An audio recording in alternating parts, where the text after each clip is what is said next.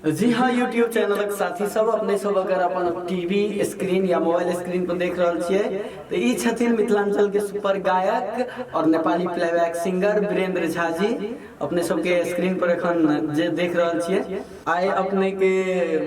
Sharma creation channel पे आयल छे ते के लेल दर्शक सब के किछ दुटा खास बात एकेटा चीज कहब हम फटाफट एदोर भाई से हमरा दोसर जगह जनैया त खास बात एकेटा चीज जे सबसे पहले त एकर चुन्नू शर्मा क्रिएशन जे ये चैनल अहाँ खोलले छी और एते लगानी के छी अहाँ ओनली मैथिली के लागी हमरा बड़ा गौरव लागल अहाँ के रूम देख के अहाँ के एते लगभग 10 लाख के लगानी में अहाँ जिंदगी अपन सारा कमाई धमाई छोड़ के ए मैथिली के शूटिंग में ऑडियो में लगा रहल छिए। तो अगर हम सब से अनुरोध करब एकटा जते वीरेंद्र झा के चिन्हे वाला व्यक्ति छिए जते भी यहाँ चैनल देख रहल छिए जे शर्मा क्रिएशन अहाँ सब एक बेर सब्सक्राइब कर देबै, लाइक कर देबै और आबे वाला ई जरिया के चांद देख लो नैना के खोर सो बंदिया ये सजनी के डोर सो ई जरिया के चांद देख लो नैना के खोर सो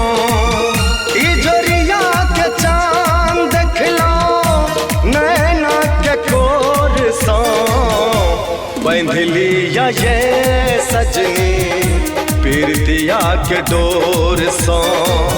बंधिलिया ये सजनी पीरतिया के डोर सो। जबरदस्त सुनने में मजा हमर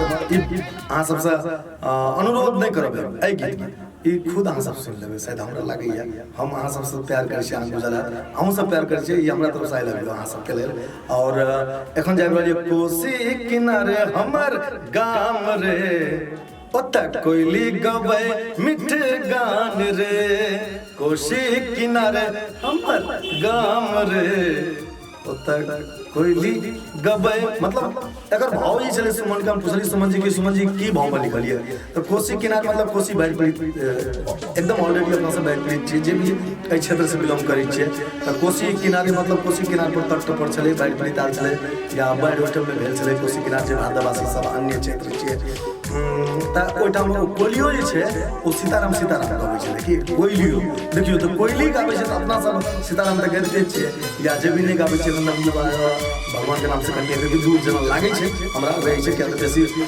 लैपटॉप फेसबुक आदि इत्यादि में टाइम पास होइ छै यूट्यूब से भगवान के नाम लेना चाहिए क्या भगवान हमर आगे संस्कार का। तो हम सुमन जी से पूछलिए कल सुमन जी जे मतलब ये हम भाव रखना चाहिए पूरी भक्ति भाव से मगर अपन सबके मैथिली के जे छै एक कल्चर हम भेल सीता मैया तऽ ये गोलू बाबू विद्यापति जी की मतलब क्या कतक छै तब सबटा मैथिली छै तऽ ओहि पर लिखने छलै कोसी किनारे हमर गाँव रे आ जेठन गाबैया कोयली मीठ गान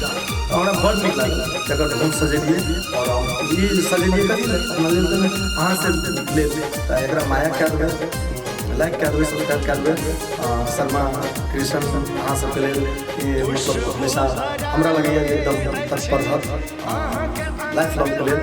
किया कि एक दिन लगे खोल नहीं छै ई चैनल के माया करे के मतलब भेल वीरेंद्र झा के अहाँ सब आशीर्वाद दै छियै एते आग्रह करै हम अहाँ सब धन्यवाद। खुशबू भरल अछि अहाँके अंग में मन होइया डूबल रही अहाँके संग में मन होइया डूबल रही अहाँके संग में मुस्की मुस्कान देखलो लाली जे न भोर के मुस्की मुस्कान देखलो लाली जे न भोर के बंधलिया ये सजनी पीरतिया के डोर सो बंधलिया ये सजनी पीरतिया के डोर सो।